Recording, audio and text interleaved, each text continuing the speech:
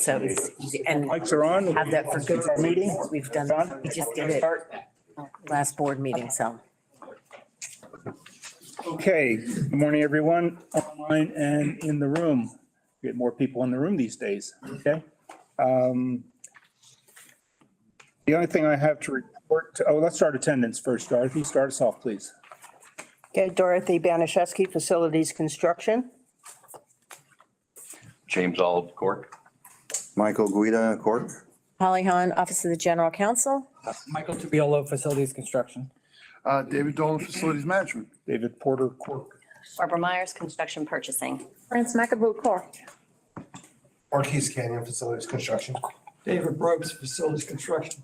Julie Edwards, DLR. John Levinson, Rel Enterprises representing Wharton Smith and Ziskovich Architects. Tina Brown, Brown Electrical Solutions.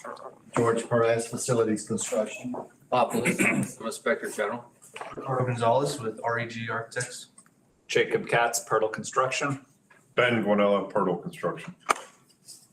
Okay, Dorothy, please. we have Kevin Wilkinson, Yes, here.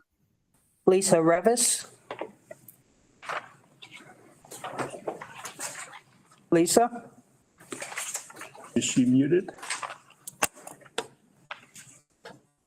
I am here, sorry about thank you. Chadrick McCoy.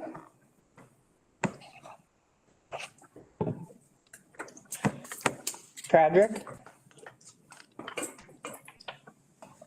Okay, and we have Virginia Ferris. Present. Okay, and we also have Miss Gloria Branch. Good morning. Okay, that's it? Yes, sir. All right, and we have a quorum. I only have two items on a chairman's report. For us long-timers that have been on CORC and with the district, happened to bump into Barry Present, name from the past, in Publix last week. And he's doing great, looks in good physical shape. He says he's just enjoying retirement and he hits the gym. He says he runs into Tom Hogarth at the gym. So it was nice to see Barry. You couldn't believe I've been on this thing for 24 years. The other item is ISOC. I am the CORC representative to ISOC, which is the Sales Tax Oversight Committee. And we need an alternate for that committee because Ken Lassiter used to be the alternate and Ken's no longer on CORC. So it doesn't take a lot of time. We only meet quarterly. Good, bad, or indifferent. I think since the committee started, I've missed one meeting. I was going to say, did they realize you're the chair of that one too, so you don't miss those? Well, I haven't missed a meeting, and ironically, I missed the first meeting, and that's where they appointed me chair. So it's like, that's what you get for not showing up at a meeting. Hey, good morning, David. Trodrick McCoy. I just came off of mute. I had some technical issues and I'm here. Okay, thanks, Roderick. All right. So if somebody would wish to have their name thrown in there, it would only be a time when, I'm not attending or making the meeting. It's quarterly. That's all we meet. The meetings are at 9:30 in the morning at the main district headquarters. We have about 10 or 15 pages of documents that Leanne presents that talks about the sales tax money coming in, sales tax money going out. And the committee is really there to approve any modifications to the proposed plans to make sure that the public gets what the public was told for the sales tax referendum. Leanne runs a good meeting. Yeah, she does run a good meeting. It's very efficient. There's no surprises, but there are some changes that take place for shifting money around, for using construction contingency when projects have come in over the original budgets. So if somebody would like to volunteer, that is fine. Patrick. No, I'm not raising my hand to volunteer, but I am curious to know. Do you have, and I appreciate your explanation, David, but I guess, is there some sort of organizational documents about the real scope and authorities of the ISOC committee that I can review? It's online. It has its own website. And Mr. McCoy, you can go to policy, I think it's 1.09 which is ISOC. I'm just trying to find it right here. I'll put it in the chat to the board docs link so you can actually see the scope of the review and what ISOC does. And I thought Ms. Evans was. Thanks. Yeah, Leanne, go ahead, Leanne. Yeah, good morning. I was just going to say, we do have a website for ISOC, and from that website, there are links to the policy that explains what ISOC does. You can access through board docs, just like you access CORC materials. You can also go in and look at the reports and documents from ISOC, and you can see what's presented. Typically, we have a large report, but we summarize everything into a presentation. So as Mr. Porter said, we try to summarize everything there. There are a few things you approve. There's not a lot of work that you need to do in advance. It's very, very different from CORC. We go through everything in the meeting. You can ask any questions, and Mr. Dolan and I are there to answer the questions. And usually the meeting runs pretty fast. You'll see when you go and watch the meeting, a lot of the pictures that you see in CORC are replicated at the ISOC meeting. So there's a lot of things that are very similar, but you're looking at the big picture for the referendum, and it's not an advisory committee of the board. It's a little different. This is truly an oversight committee. So the board in their policy have set different organizations that are allowed to have 1 or 2 seats at the table to review it. And so the board is not naming individuals. Like, for example, CORC can has appointed Mr. Porter there, and then you have an alternate. So if Mr. Porter is not available, the alternate can attend. And alternates can attend anyways. Mr. Lassiter was always attending just to hear the information, but it's meeting quarterly. Very light lift and you can attend virtually. You don't have to attend in person.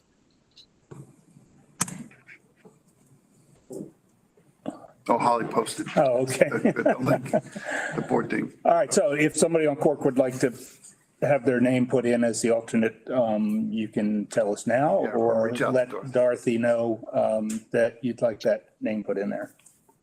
I thought Mr. Guida already volunteered for this at a previous meeting. Didn't you? Didn't you already volunteer for this at a previous meeting? I don't think so. I don't think so, because I don't think I brought it up before. I think it was Something I've realized recently. maybe one of the other reviews for the contracts. All right, that's all I had as part of Chairman's report, so we'll continue with the agenda. Anyone with a conflict of interest today on anything to be reviewed or have been approached by a lobbyist about anything? All right, hearing none. Agenda's approved. Anyone with issues to change on the agenda?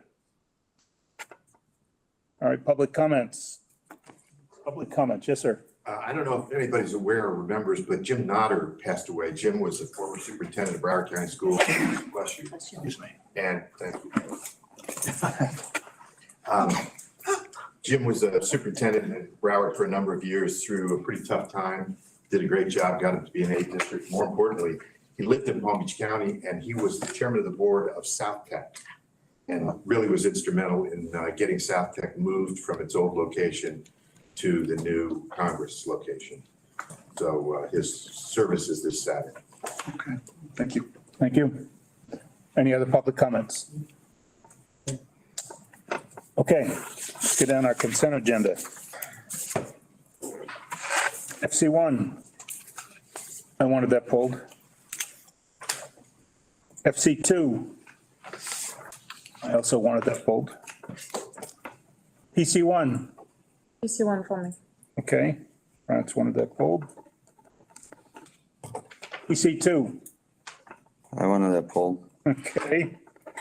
So far, we're batting zero. PC3. All right, we got one in there. PC4. And another one in there. PC5. I wanted that pulled. PC6. I also wanted that pulled. PC7. Move items not pulled, go forward. Have a second on that? Second by France. Any other comments or discussion? Dorothy? David Porter, Yes. France Mackaboo, Yes. James Auld, Yes. Kevin Wilkinson, Yes. Lisa Revis, Yes. Michael Guida, Yes. Chadwick McCoy, Yes. Virginia Ferris. Yes. Okay, we will start with FC1. If you can go down, Dorothy, to item number 8. It was the last item on that list.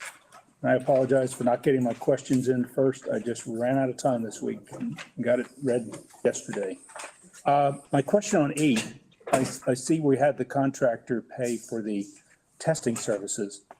It's kind of the first time I've seen us needing to do that where we already didn't have a testing company lined up and ready. I thought we had testing companies already on kind of continuing contract that we would automatically notify to get out to the job. There's a story for that. Okay, that's why I pulled This is it. the one that they, because of the delay, we needed them to jump in. We do have a testing contract with West Driv. We needed the first small bit of testing done for that, through them, because we couldn't get our purchase order in quick enough and whatnot in order to get their work. This is associated with the delay in the start of West Driv. Okay, We were supposed to start in like December, January, and we didn't start till or August or whatnot. So, and there was a delay in getting the purchase order for our vendor. So they took care of the first little piece of it, and then we have the whole rest of the scope is under our term. That's correct. There you go. did we tell them they had to use Terracon? Is that who we used? Terracon is one of our vendors. Okay. But I don't know. But that's not We who's didn't- on the project, but that's. Yeah, we didn't tell them to use Terracon. They use whoever, and we have somebody else. Okay, because it kind of says the district asked them to hire Terracon. Because for expediting purposes. Okay, all right. It's really the first time I've ever seen this. So how did the glitch happen? I know we have delays all the time sometimes. It was just an internal. It was internal. Oh, okay, It was that's internal. fine. And we didn't want to, we felt that the price was worth not having to deal with the delay. Right, no, I Like understand we that. wanted. I was just trying to get to the bottom of it. It was just an internal paperwork was. delay, and that happens. Okay, that's all I had on FC1. Anyone else with FC1 items? I need a motion for that to go forward. Move to go forward. A second? Second. Okay, second by Kevin. Thank you. Any other comments, discussion? Dorothy? David Porter, Yes. France Mackaboo, Yes. James Auld, Yes. Kevin Wilkinson, Yes. Lisa Revis, Yes. Michael Guida, Yes. Chadwick McCoy, Yes. Virginia Ferris. Yes. Okay, FC2, I pulled it because I was kind of floored that we still had adult education issues to deal with. Because the school was finished in 2021 and we're now 2025. I think Leanne was actually throwing a party because we finally got, you may remember that adult ed had a really long delay. We had a big change order because of the AT&T delay. Yeah. That doesn't mean that we're not at fault for taking a really long time. It was, and I gotta say, it was an incredible job. I don't like to give Dorothy too much credit, but she had done an absolutely unbelievable job of trying to reconcile it because it was so long ago. It was done under Glenn Armstrong. Trying to get the information was to try to piece together what had happened back in 21. Dorothy pulled out a rabbit out of the hat and managed to be able to reconcile everything. And it was really difficult. Even Hedrick Brothers had a hard time with getting through it. And kudos to them for getting through it. But you know, part of that delay was that we sat around for what, 2.5 years with AT&T waiting for them to do the lines so we could do the roadway and finish off that project. Yeah, if I was Hedrick, I'd say, look, don't call me again for more work. No. Don't say that, they're doing Winbrook right I now. know, Bill. Did you wait 4 years for your paycheck? They were Mr. taken Guido. care of. But it is a credit, it's not a charge, so going back into the bucket, right? For reuse. That's the thing, the reconciliations most oftentimes end up being a credit. And That's the thing. They are usually worked out ahead of time. When they do the reconciliation, the second to last pay application is always the challenging one because it's trying to make sure that we don't overpay them so that when we do the reconciliation, we are getting money back. We don't want to end up having to write them a check. So it's the balancing act that we have on every closeout. I know, it's my age-old repeated comment that we need to be able to get stuff closed out and contractors paid and us paid quicker. Yeah, I will say, and again, blowing more sunshine over here, but Michael and the team have, along the lines of what's going on with the policy stuff that, we'll get to, is some massive changes to how we operate. And Leanne will be the first to say we have to do a better job of closing them out quicker. And we actually have starting to have things in place to get them done. We do have to make some changes, contract changes and policy adjustments to make sure that we can expedite that. But it is a much heavier effort now. We actually have, I think, Michael, you have a team of folks that actually do a lot of the closeout work, do all the head work, so that the SPA isn't necessarily the person who has to do every little thing to get it done. Yeah, I don't want to have to do liquidated damages against us. Luckily, they don't run that way. He who writes the contract sets the rules. Correct. Okay, nothing else for me on FC2. Anyone else with FC2? Move to go forward. Thank you, Virginia. Need a second? Second. Thank you, Kevin. Anything else? Dorothy? David Porter, Yes. France Muckaboo, Yes. James Auld, Yes. Kevin Wilkinson, Yes. Lisa Revis, Yes. Michael Guida, Yes. Chadwick McCoy, Yes. Virginia Ferris. Yes. Right, PC1. France, you want? Oh, yeah, that was me. Okay. You are member in CORC, Ask away. and I'll be lying if I said I wasn't intimidated by the amount of pages in this PCND. I just wanted to know if somebody can take 2 minutes to explain to me what I'm looking at and what I'm looking for. That would be great. On the overall PC one? Yeah. Okay. Yeah. Barbara, would you care to give the? Absolutely. So those individual items that are in there, so one of the tables that are in there is the renewal of, so those are pre-qualified vendors that we already have in place, and they have to renew annually to stay current. So that one table is for all of the contractors and that have completed their application and meet the criteria to renew. The other one is the new applications. So those are new vendors to the district. That application is slightly different than the renewal application. They have to provide references and we check the experience. So that's the new. And then that other table is just a table of everything, a complete list of all of the contractors and vendors that are pre-qualified to submit proposals or bids on any project greater than $3,000. Okay. And the process is any contractor wanting to do work with the district has to be pre-qualified. And there's a committee of staff that actually goes through everything and makes sure that, they got the right insurance, they've got the right staff, all the criteria that's necessary to be pre-qualified to do work for the district. And that has to be renewed annually, correct? Correct.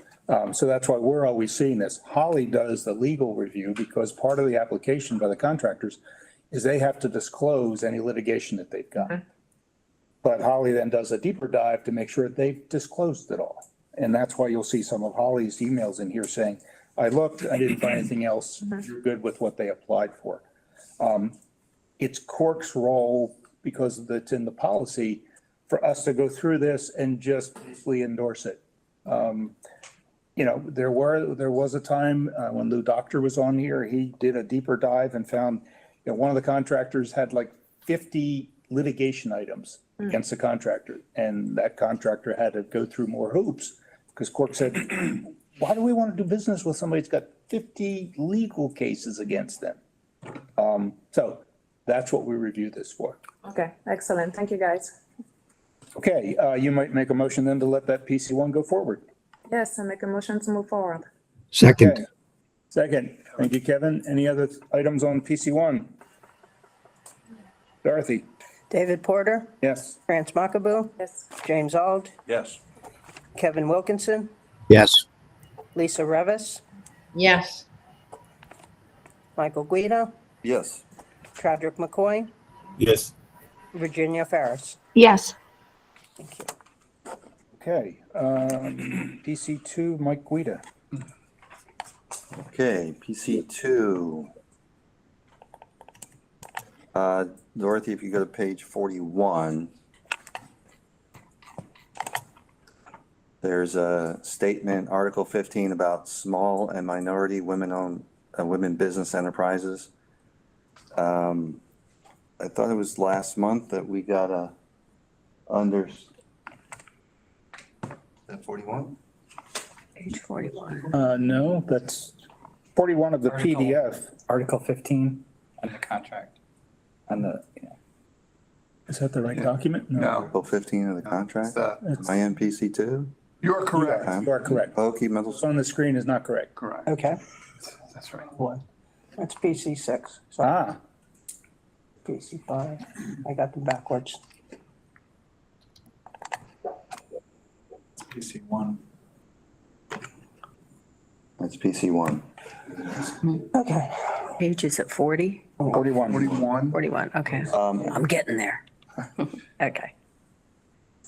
Oh, yeah, this might be a. Like a updated DEI explanation of what was going on with the school board, and there were some changes. So is that going to be reflected into current contracts, or It was has, this created before? it was created before, it was in that transition period, and all of our contracts are up to date now with the new. Okay. You are correct. As of last month, we've gone through a whole. Right, presently, we have a temporary policy. We have policy 6, this, if you look at 15.1, it references policy 6.143. Right now, 6.143, we can't enforce it because last month, the school board repealed that. We have a temporary policy, which is 6.143, which aligns with the district's current practices, which are SBE, which is a race and gender neutral evaluation. Yeah, thank you, Dave. So, and Barbara's team has updated it, so it's going to reflect the contracts starting once 6.143 is permanently adopted, and right now it's temporary. This provision of the contract's going to reference the new policy. So again, it's just the SBE, which is what, since 2017, the district has operated under. We haven't used any MWBE processes, but it was still in policy, which is why it's reflected in the contract documents, even though the district wasn't utilizing that particular mechanism. We were only using SBE. SBE. Okay. For how long we've been using SBE then? Since 2017, we've been using it exclusively. Yeah. Patrick, you had your hand up. Yes, I just want to make a correction. It's 6.1434. 434 Halley, the new one. Yeah. Yeah, the new one, correct. Oh, Which now is temporary, but it's, last night there was the development for it to be permanent, and that'll come, the development will be, I believe, next month in July. any policy comes twice. Right, we have, Top twice and then once to the board for. right. What was the date of the temporary policy? When did that go into effect? It was the beginning of the month. And this contract is May 1. Yeah, It says in It was witness of. after May 1 because it was the. yeah. It first- was after the first board meeting, and let me, It was May 23rd. But it was in April, no? April 23rd, April 23rd. okay. Wow. Yeah, and then we must have, we couldn't enforce, We can't enforce it. Right. Anyway, so it's essentially a dead. I mean, we have SBE goals, which are built into all of the contracts. So the contractor's required to comply with the SBE goal. contractually, they're required. This particular policy, this provision, it's essentially not enforceable because we don't enforce it. We don't require MWBE requirements. So we couldn't say to a contractor, you're not complying with MWBE requirements because we didn't give them MWBE requirements to comply with. So going forward, I guess, are you wondering about this particular contract? Will this be amended at some point, or will it make reference? Well, how did they qualify? Three. How they win this? Was it based on SBE or was it based? It's jobs, yes. It's a low bid. This is a low bid. Oh, just- Strictly low bid. Okay. It has SBE requirements, not MWBE. So it, Okay. as it's always been, forgive me for being so straightforward, but we always looked at, we in the construction side always looked at this as, well, okay, that stuff that's happening, the policy changes, it's really not affecting us because we've always been SBE and we do not do MWBE. We don't evaluate any proposals with any MWBE criteria. So it had no impact to us. As I said, Patrick, he had changed his department name, but essentially even that, they were never really utilizing MWBE criteria. It was just in the policy, so we had to keep the front up. So Holly, any existing contracts that we have, there's no need to modify those. Those just run its course. Is that correct? Or- Yeah, I mean, for housekeeping measures, any of the CM contracts that are coming up for the GMP, we will probably, housekeeping, strike it and then say you have a requirement to comply with the new policy.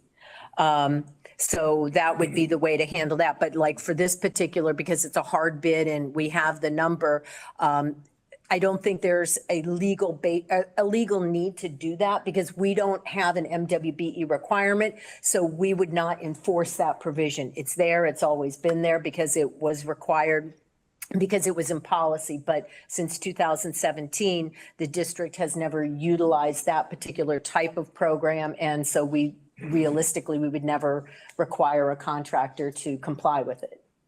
So is it safe to say prior to 2017, the school board did consider the WMB?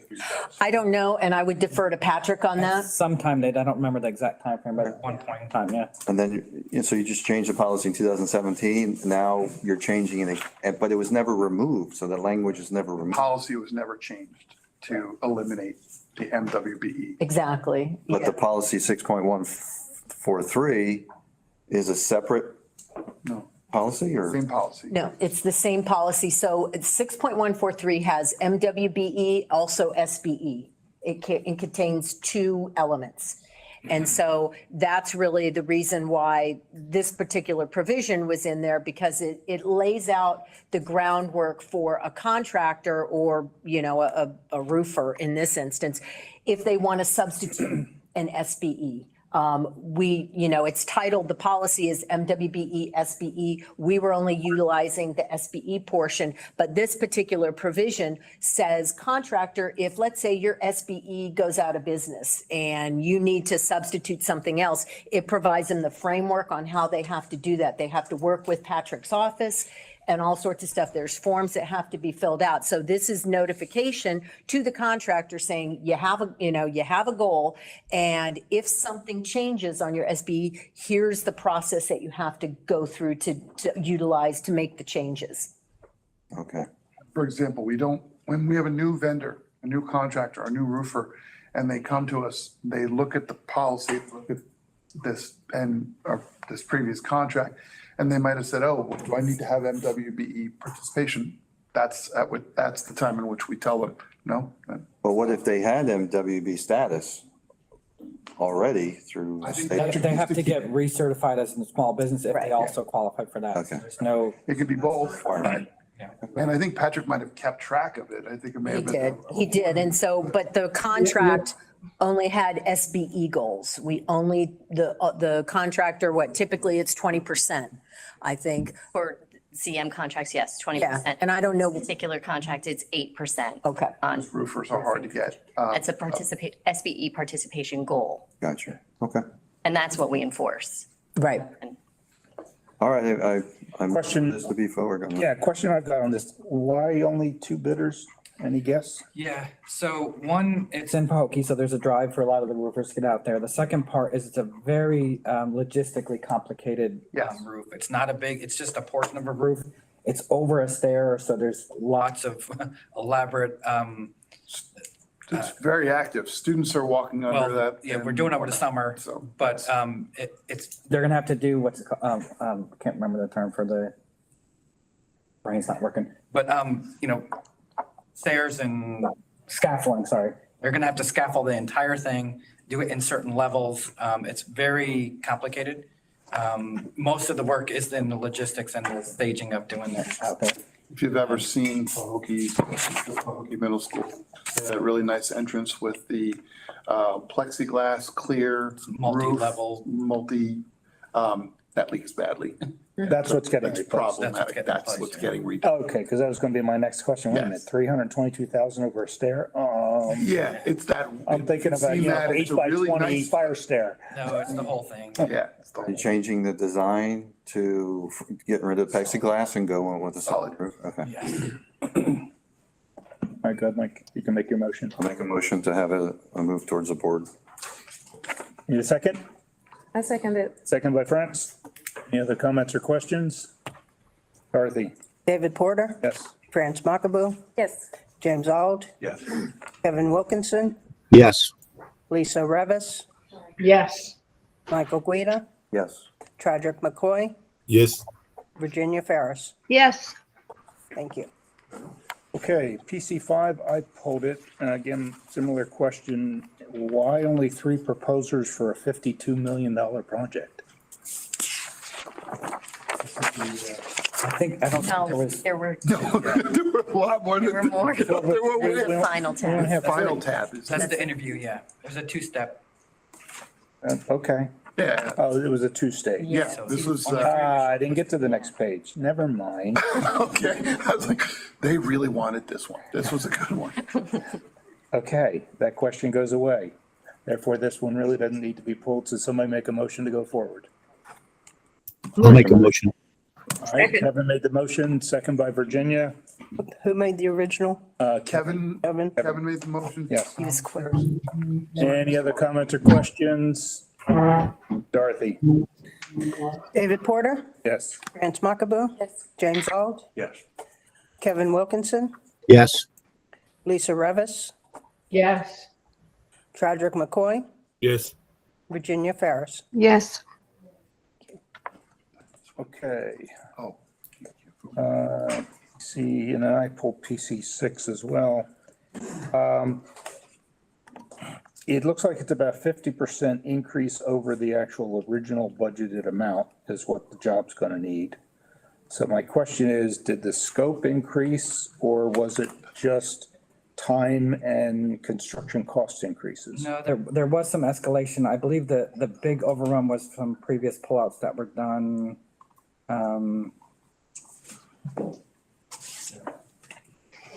Forest Hill, for example, I'm going to use the old memory.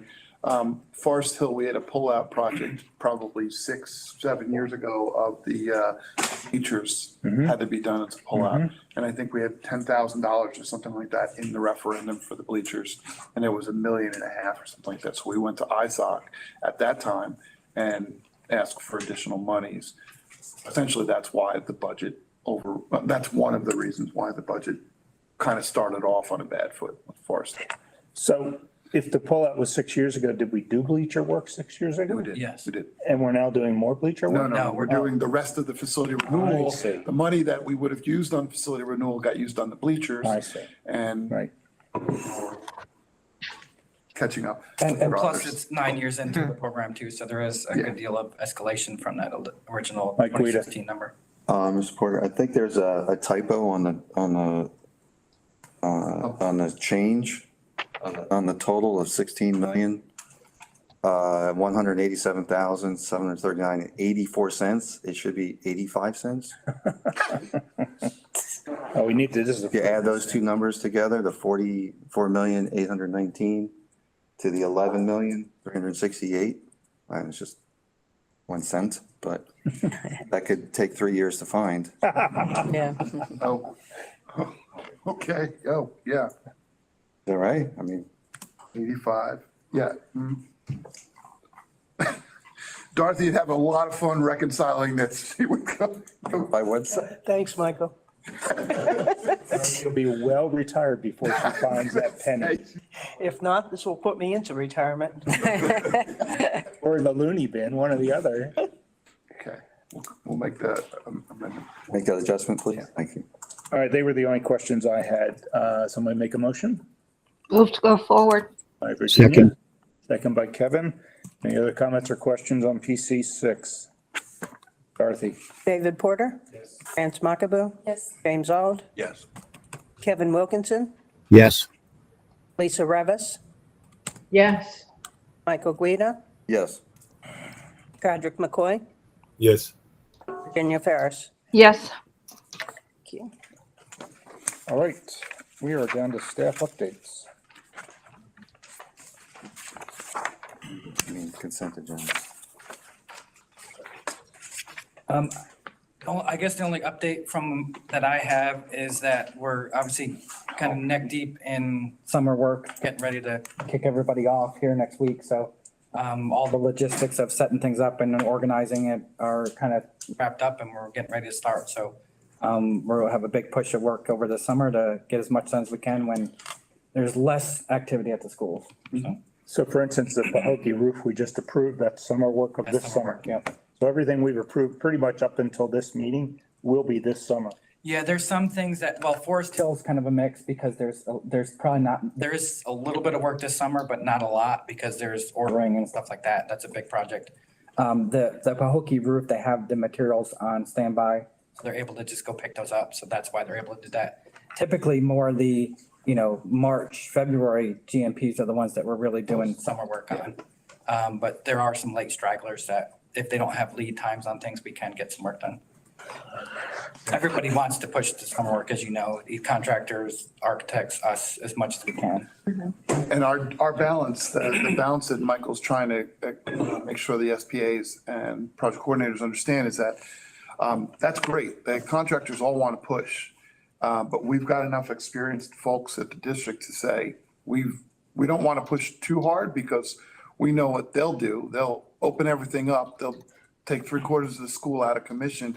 And then the last 3 days when the teachers are all coming back and they're in the building and we're trying to button up and that becomes a challenge. So we're working with the teams now to make sure that they have realistic approaches to getting work done in the summer because it's bit us in the past, and that's learned experience as we grow from that. So this staff update I have is simply that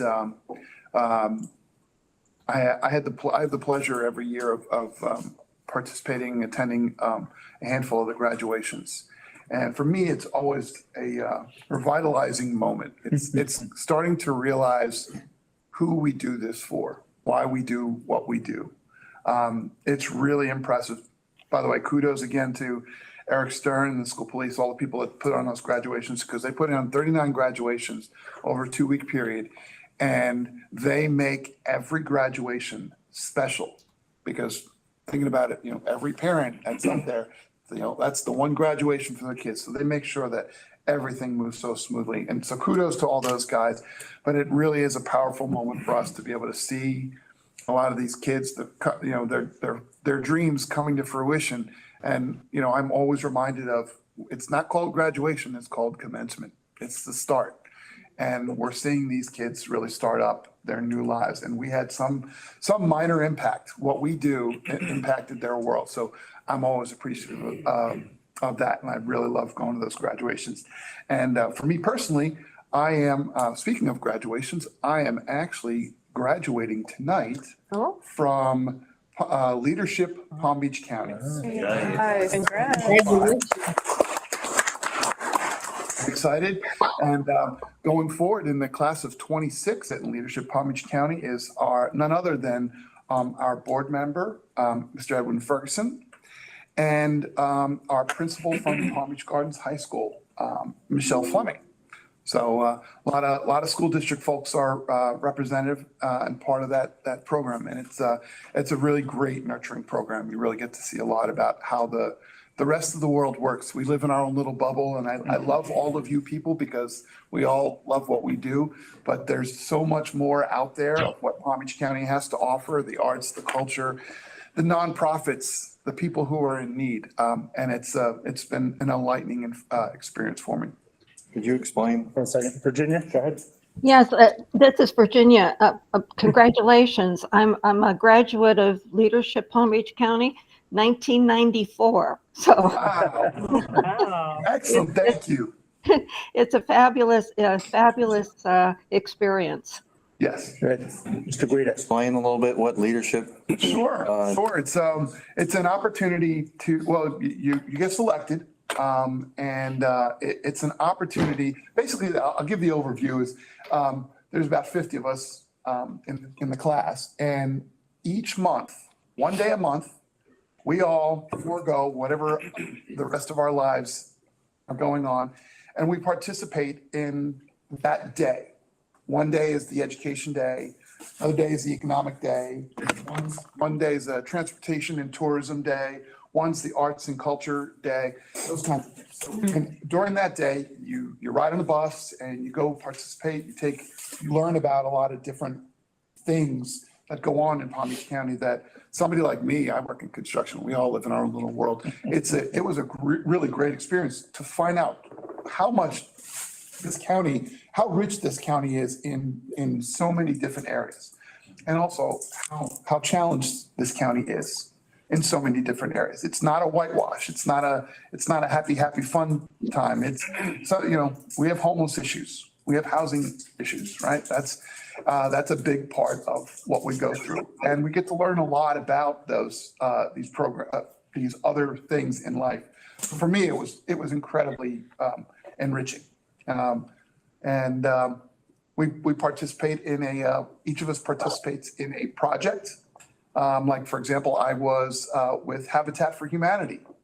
My project was, mine and a team of ours was to, to throw a party for Habitat for Humanity, but if you know Habitat, it used to be two different organizations. It was South County Habitat and North County Habitat.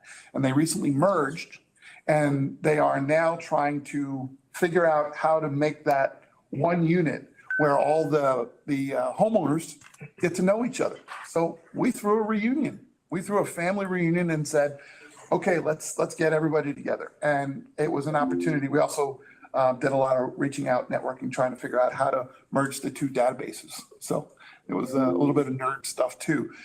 So it was a fun, different experience, something I certainly wouldn't have done in a work format. So it's great. I recommend it to anyone who gets the opportunity. How many weeks is the program? It starts in August and it ends in May. So it's basically the school year. And it's once a month, that one day a month where you don't go to work and you go to participate in this, in that particular event. I think we take the month of December off. And my class this year, I think, was the first class that actually had a day canceled because of a hurricane. So, but yes, it's generally once a month. And one of the other parts of this is the network of people is immense. You really get to meet a ton of incredible people. And we always say in our class, I have 54 other new friends. They are now lifelong friends. For me, it was a great experience. It's worth the time. It's by application. It's still by application, I believe, and Yes. goes through a process of recommendations and a selection. Correct. Yeah, you have to fill out an application. There's essays to write. And so you have to do a little bit of thinking. But in general, pardon me, in general, that it's a very important part of what I've learned about how we operate. Funny for me, I had to be this old to figure that out, but it's a great experience. Filling out a college application. It is. As a matter of fact, I filled it out the year before and never really got around to putting it in. So last year I was helped by my wonderful chief operating officer who said, come on, let's get you doing that. And I went forward this year to put it in. So And yes, it's a rigorous selection process, so. All right, congratulations. Yes. Anything else on staff updates? No? Okay, in progress work. Sure, I'll do it. You want to scroll down through? Nobody wants to hear me. That's kind of the updated numbers we're running from the program. You can keep going. On that, here's our upcoming solicitations. You can see a lot of red. Those are the CCNA projects that we're putting out. GMP's coming forward. Again, you see a lot of red. Some of those are this month, like Forest Hill, as you say, but this just working towards getting all those GMPs out. Development activities continue to work through design on multiple projects and procurement. Excuse me, go ahead. You can keep going. There's a lot going on there. Facility renewals, we have a lot in progress, a lot finishing up, starting out. Those are just constants. You can see pages of work.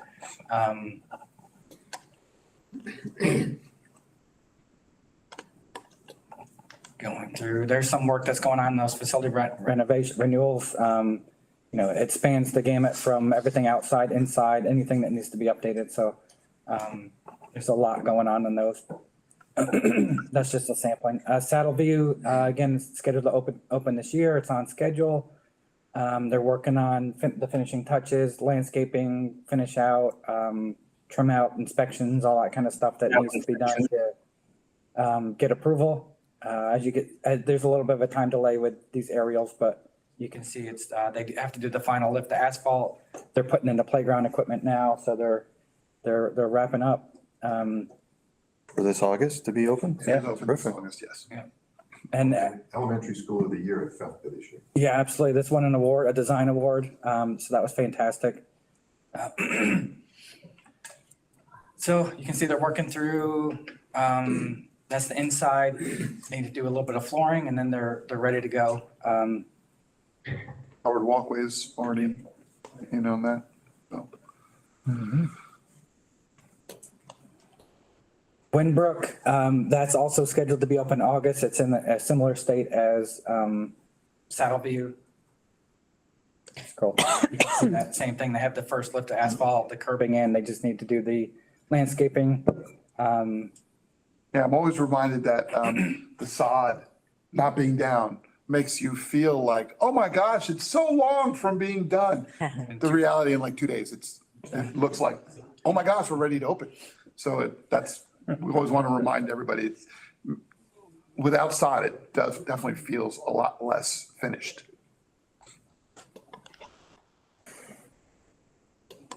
Okay, that's inside. And that's probably one of the more unfinished rooms that you see there. Generally speaking, they're doing trim out and that kind of thing. There's a lot of logistics that happen on the back end, as you can imagine, between furniture moving and coordination with the school and IT and all that kind of stuff. So a lot of that stuff isn't apparent, but there's just a ton of work that has to go down on the last 10% of a school to get it open.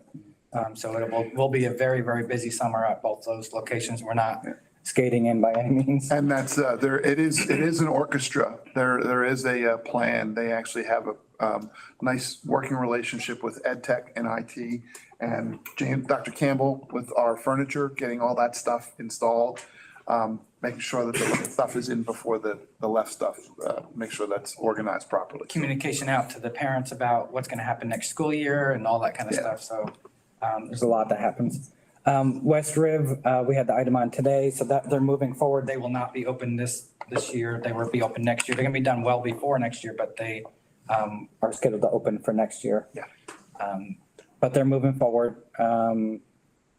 Shelves all up. They're working on the rough end inside. You can keep scrolling there.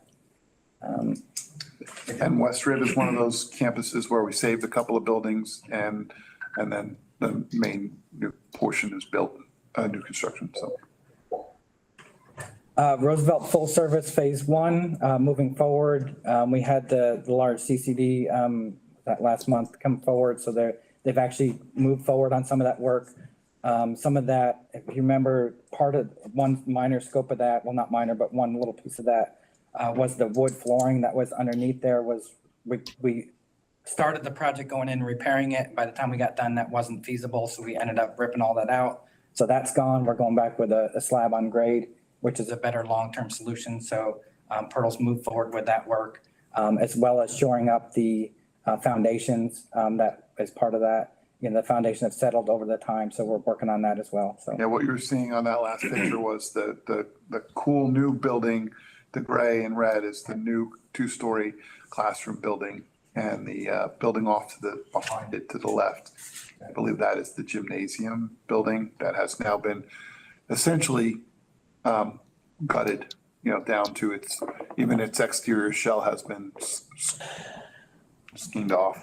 And that we included community members and even just the color selections of the exterior. So there's nods to the past everywhere you go here that some of it really subtle, some of it is you'll notice it right away. But there's definitely some just trying to pay respect to the historic nature of that campus. And it's just gonna be done. We said springtime. No, spring of 26. Early 26. And we are actually just starting the kickoff design of phase 2, which is the bottom part of the picture there. So that's moving forward as well. That was on today's agenda for selecting the architect. Yeah, that's correct. And it's some guy we happen to know. Gonzalez has been around for a while.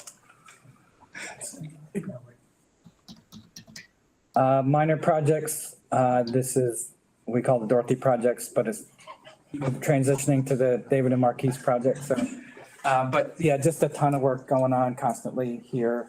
Here's just a small sampling of what we do. Everything this is the Fulton Holland School Police project, which is taking a while to get done, but they're just about wrapped up with there. They're actually moving in next week. The last piece of that was the generators to support that. So good to have that one done. One of our modular projects, we don't necessarily like the modular projects, but sometimes they're necessary to have the needed capacity at schools. And so we do those constantly around the district. Yeah. We actually have a group called the Mod Squad, right? Yeah. It's back from the old days. The Mod Squad is back together, and they meet at least quarterly to reevaluate with, that Mod Squad includes all the planners to make sure we have the demographics lined up so we know what we have to address. I actually have a couple questions. Okay. A lot of our work was done under the referendum, which will be ending receipt of money, I think the end of December of 2026. Do you have a projection of how much after that last received money will finish the last job under the FCA? And as you know, the money's been pulled forward, so there's no restrictions on what we can spend. We can spend that full amount of money now. And we're really, our goal was to get everything done by summer of 26. That's not quite going to happen due to some staffing challenges and some just workload. So that's pushed back a little bit. So that was the initial goal, but it's going to push back a little bit past that. Okay. Mr. Sanchez, I think, wants to weigh in on this as well. Yes, sir, Joe. I thought Leanne was going to jump in, but it's Yeah, I did too, Joe. I thought Leanne was going to jump on that.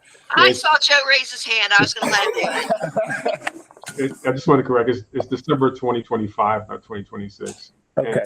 And, it was originally 2026, but now because revenues came in higher, it's 2025. And there are some big projects that may be funded by the sales tax, or would probably be funded by the sales tax, and won't be done for a couple of years. Those include the transportation facilities.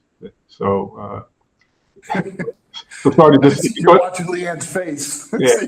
Her reaction. Right. Yeah, If you thought we're going to be done spending the sales tax money 2026, you're wrong. It's probably going to be more like 2028, 2029, something like that. Yeah, that's a good point. So I was mainly referring to the FCA projects Yes. that was outlined as that scope of work. But there's other projects as part of that referendum that are not part of that timeline. So we'll have an overlap of There will the be two an overlap. referendums. Yeah. And they each have, I guess, different scopes, correct? Yes. They do. They do. The reports for the new sales tax will be much simpler than the current sales tax, just because of the nature of the work. So you'll have at the sales tax oversight committee will be getting one presentation with two sets of reports, one for the current tax and one for the new one. Okay, under the new one, are there any, FCA projects or new buildings like we've had? It's all No, pure maintenance? It's almost all planned maintenance, so it will be air conditioning, roofs, windows, but it's not And a enhancements. set amount by school. Yeah, there are FCA projects, projects derived from the facility condition assessment, and that's ongoing right now. So we have that, remember that Roth group is going out and assessing every school. So they're bringing back a itemized report per school of all the facility condition assessment work needs to be done at those schools of planned maintenance to do. So they'll have a detailed report for us, and then it's up to us to kind of organize that work into projects.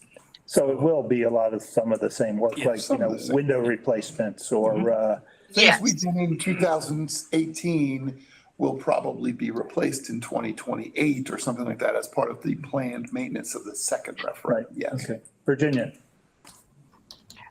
So from what I can tell, then there will not be any need for boundary adjustments coming up next year. We have one new school that's going to be we're going to start construction on that is in the Westlake area. Well, okay. Well, and we are also reorganizing the Riviera Beach elementary schools as well, that they'll have some boundary changes. The district in Riviera Beach is switching to a K2/3-5 model in Riviera Beach. We've had some That's right. success, real success in Jupiter, so that will cause some boundary shifts Okay. to accommodate that. Right, and then maybe one other change just to relieve enrollment. I don't know if Chris was on the line, but I think I am. Down in the Del Rey area, yes, we would possibly be moving a SAC or two into Atlantic High School. So we might have a busy season, boundary committee. Yeah, relative to the last year that you had, yes. Okay. Virginia, your job is still secure on the boundary committee. If I'm reappointed, that is. Okay, a couple other questions. With the new referendum and the work going forward, is it still desired to have an AECom or somebody like that as part of the partner management team? We will have a couple functions that we're outsourcing. One is right now, we're getting ready to hit the streets in a couple of days for a standalone cost estimating services. That'll be a vendor that we use that'll do all of our fair and reasonable reviews. Third party. They'll actually help in our GMP reviews. And in addition to that, they'll help with some of our planning budgets that we need for future projects. So we have a better estimate going forward into the projects of what we're going to spend.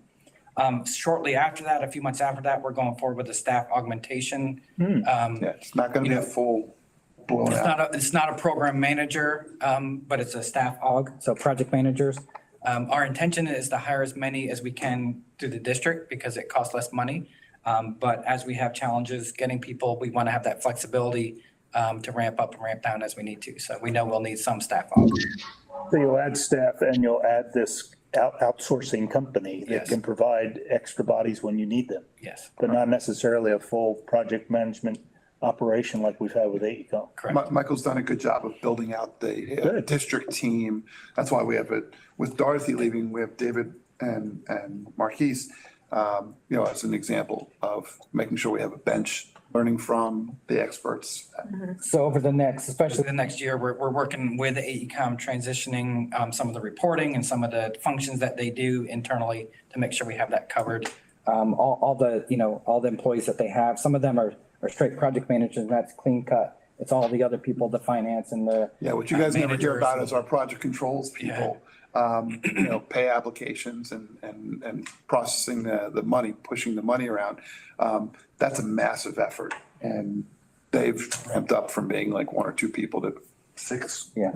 six and more kind of thing. Internal? Internal Oh, okay. school district employees. Good. It takes a lot Yeah. to stay on top of that. Yep. When is AECom's contract up? We have, they just renewed it. I think there's another renewal. This renewal goes through June or so of next year. Yeah. And then there's a potential for one more renewal that we're still working with them on. Like Guida? Do you hire within for those positions or you go to Indeed.com and just say, hey, I need a project manager? Yeah. So Where do we you get the have talent? several different levels of positions. Our SPA, Senior Project Administrator, we put out, we honestly, we haven't had real good luck hiring that position. We put it out the last, I think 4 times we put it out, we were able to hire one, a Senior Project Administrator, and we lost 2, one retired and one shift, so we're going backwards there. We've had better luck, at least recently in the last few years, in our Project Coordinator position. So we have been able to hire, I think, about 4 Project Coordinators. So we're constantly looking at our model about how do we do this a little differently to. The difference between an SPA, a Senior Project Administrator, and a Project Coordinator just is more experience and work level.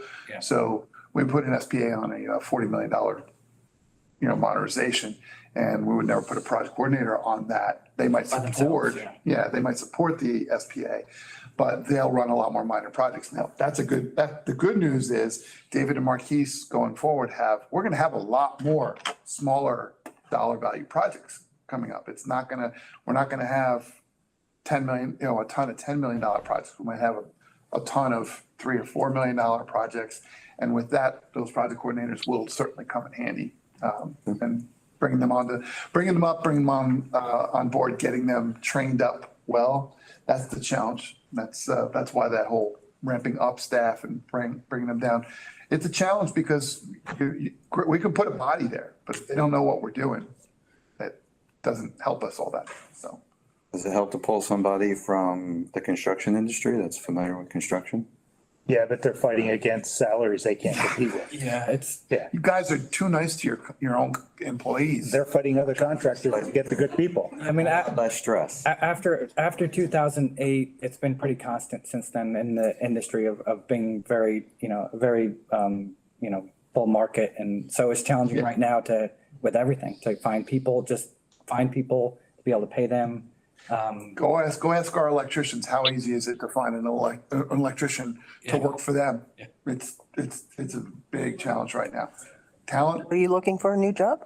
I'm trying to get it going. No, I'm not looking for this.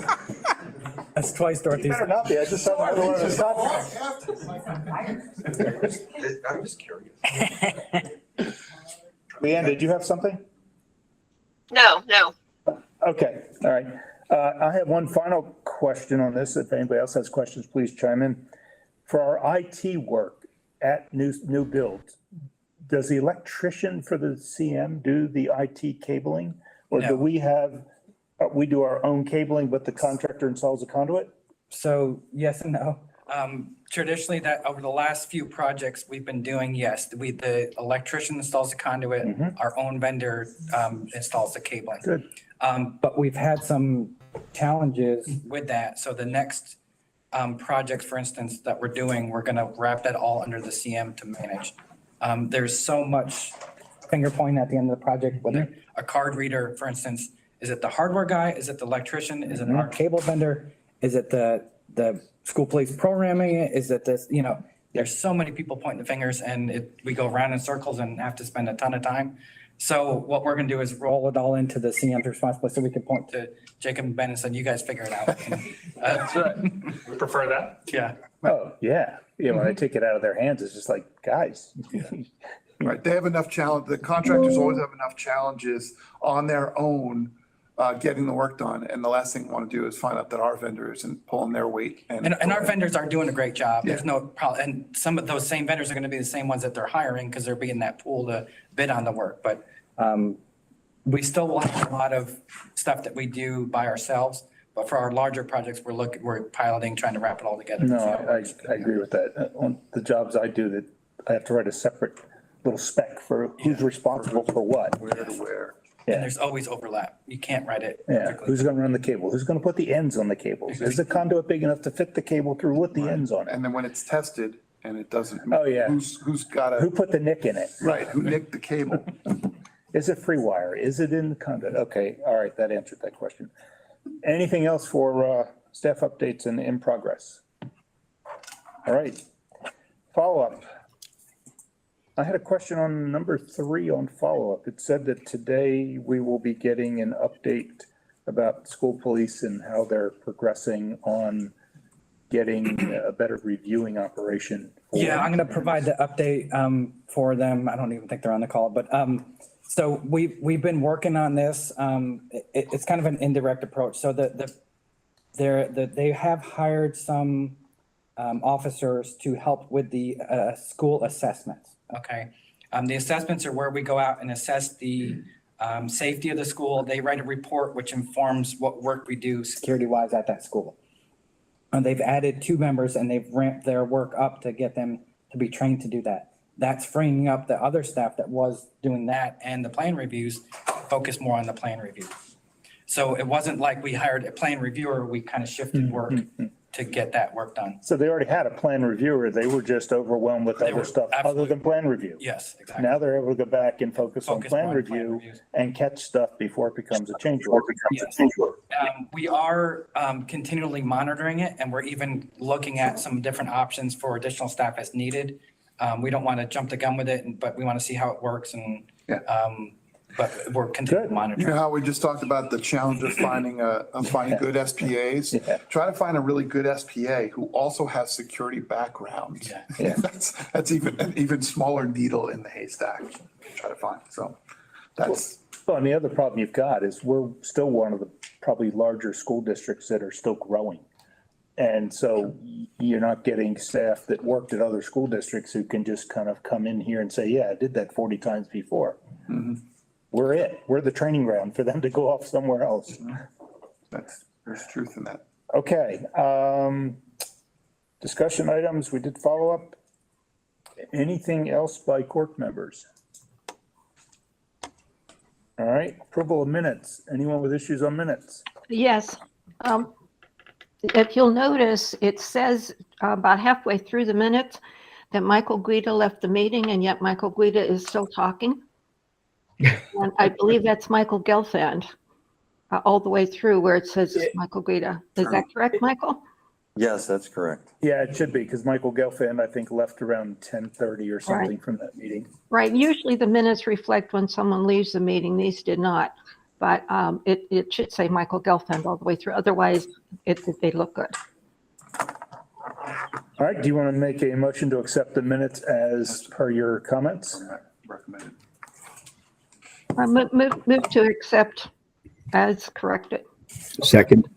Second by Kevin. Any other comments on the minutes? David Porter, Yes. France Mackaboo, Yes. James Auld, Yes. Kevin Wilkinson, Yes. Lisa Revis, Yes. Michael Guida, Yes. Tradrick McCoy. Tradrick. Virginia Ferris. Yes. Okay, you'll note on the agenda, July 10th is our next meeting. Yes. I have a request. I'd like an excused absence. That's my birthday, and I'm not planning to spend it with you guys. Sorry. I'm hurt. I have company coming to help me celebrate. It's a big one. Okay. Very good. All right. We'll consider that one excused. Yes, Jim. I'm also going to be absent on the 10th. Okay. June 10th is? July. July 10th. Okay. Yeah, we have a big stretch now. 2 in May and 2 in May, none in June. Yeah. For those, Virginia and Jim, just send in a brief email to Dorothy and just give a brief reason why you're asking for an excused absence.